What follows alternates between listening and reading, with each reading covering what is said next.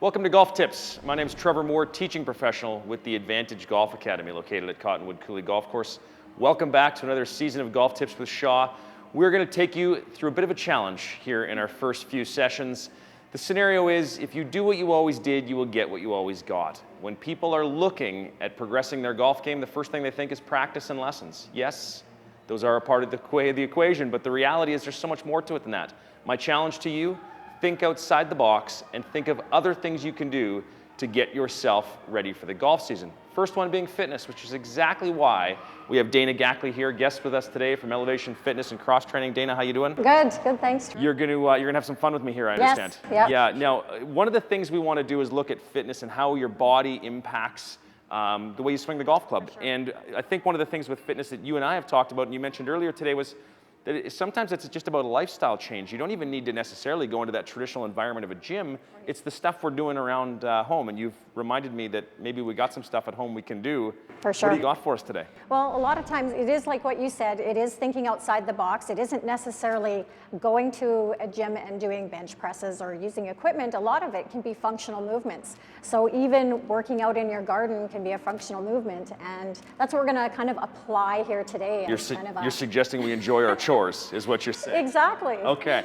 Okay. Well, having said that, you've got something for us here. Walk us through what you've got here today. Okay. Well, this goes back into thinking outside the box. So we've got some sledgehammers and a tire. So we're going to do some functional movements with it and just do a demo on a couple of different ways that you can do that gets into more that rotational type of movement that would be associated with a golf swing. So if we're breaking out that nagging concrete slab in the back of the yard or chipping away some ice, what you're suggesting is enjoy it because it is helping your golf swing. Exactly. Why don't you take me through what we're working on here? Okay. So we've got two different sizes of sledgehammers, just as an example.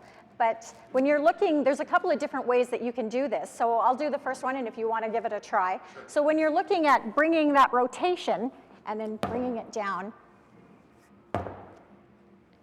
you can get some of that rotation in. And then we can actually switch it up a little bit, where we're just going to bring ourselves down.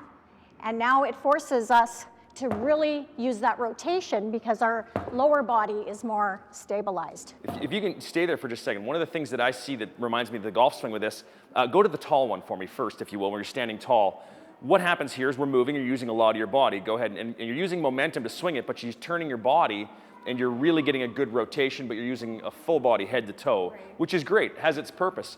When you go down to the ground one now, and what we've done is we've stabilized the lower body. I love this because now you're not able to just swing with the arms and momentum. You're using the whole body. Exactly. Here, that's the key? You're using the whole body, and just having yourself in this position is going to stabilize your lower body just a little bit more so you get more of that rotational.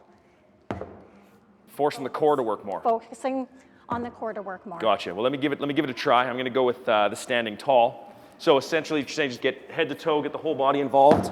Give it a swing, so a big turn. Big turn so that you really get that rotational when you're thinking of, as you know, your golf swing. It's all about turning the body. It's turning the body. Okay, so the second one is with that turn, we want to stabilize the body, the lower body. So you're saying getting the lower body, I guess, narrowing the base here.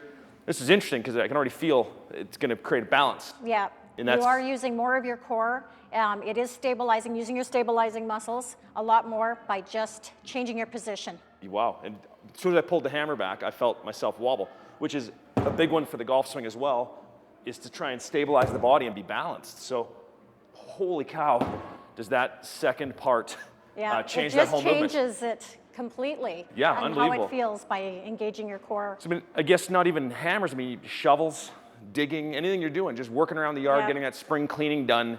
Think of ways to make it functionally applicable to golf. For sure. Because the answers are there, aren't they? They are, for sure. And being that spring is right around the corner. We hope. We hope. That's the key. Well, you'll join us again next week. We're in for a few weeks. What do you got in store for us next week? Any ideas? I think we're going to talk about getting into more the stabilizing muscles again, talking about lower body, how that can impact also your game, and some different things that we can do for exercises and thinking outside the box. Thinking outside the box. I love it. We'll see you next week. Enjoy your week, everybody.